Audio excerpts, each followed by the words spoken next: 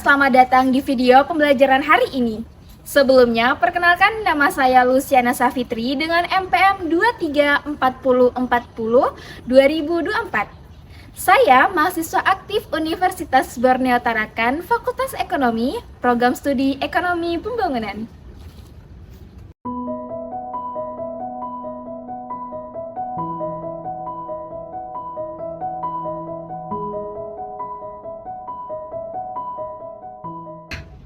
Mengeksplorasi teks akademik dalam genre makro itu maksudnya apa sih?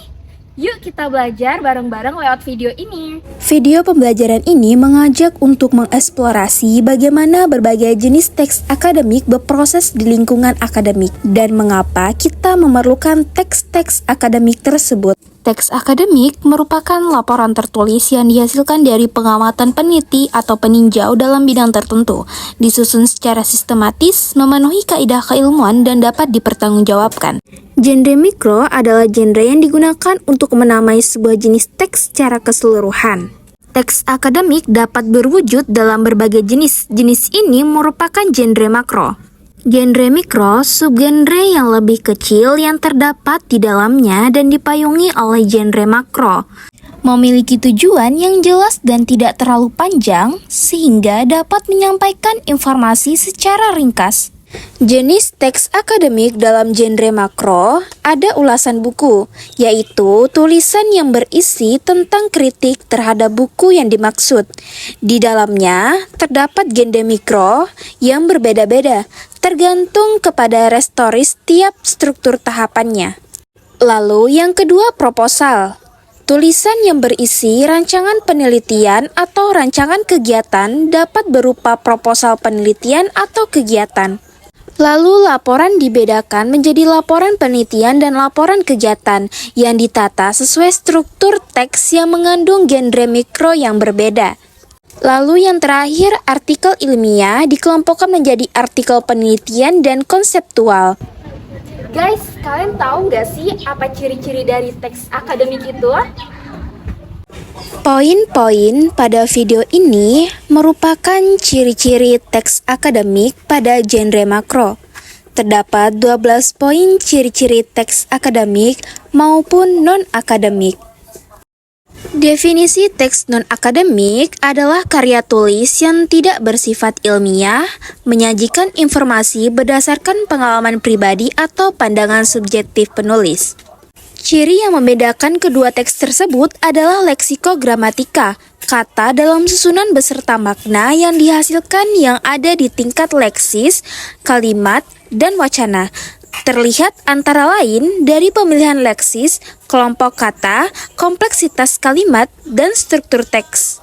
Ciri-ciri teks akademik yang pertama sederhana dalam hal struktur kalimat, lalu padat informasi, padat akan kata-kata leksikal, banyak memanfaatkan nominalisasi, banyak memanfaatkan metafora gramatika, banyak memanfaatkan istilah teknis, bersifat taksonomik dan abstrak, banyak memanfaatkan sistem pengacuan esfora, banyak memanfaatkan proses relasional identifikatif, lalu bersifat monologis, memanfaatkan bentuk pasif untuk memberikan tekanan kepada pokok personal yang dikemukakan, lalu seharusnya tidak mengandung kalimat minor, tidak mengandung kalimat tak gramatikal, biasanya mengambil genre faktual.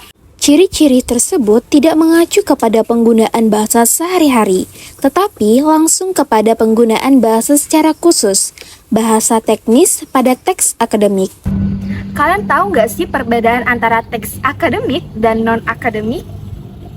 Teks akademik menyajikan ilmu pengetahuan secara sistematis dan objektif, di mana menggunakan bahasa formal, logis, padat informasi, dan mengikuti metodologi penulisan yang ketat. Sedangkan teks non-akademik menyampaikan informasi yang bersifat pribadi atau imajinatif, lebih fleksibel dalam strukturnya, menggunakan bahasa konotatif, seringkali subjektif, dan tidak memerlukan bukti ilmiah. Pentingnya teks akademik bagi insan yang berada di lingkungan masyarakat akademik, terutama dosen, peneliti, dan mahasiswa, tidak dapat terlepas dari teks akademik. Sebagai insan akademik, pada saat melakukan atau merancang penelitian atau kegiatan, memerlukan teks akademik yang di dalamnya berisi proposal penelitian atau proposal kegiatan. Setelah melakukan penelitian atau kegiatan tersebut, kita perlu melaporkannya kepada pihak lain. Demikian pula pada saat menyampaikan pemikiran di forum seminar atau mengkomunikasikannya di jurnal, kita perlu memformasikannya dalam teks yang disebut artikel ilmiah.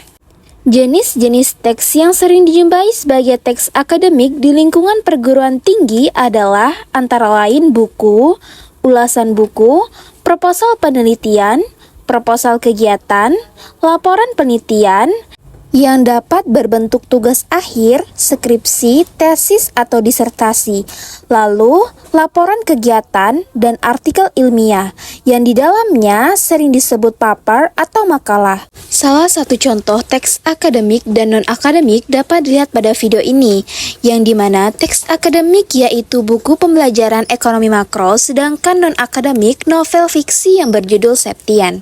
Baiklah teman-teman, kita sudah sampai pada akhir pembahasan. Sekian video pembelajaran ini, semoga bermanfaat bagi kita semua.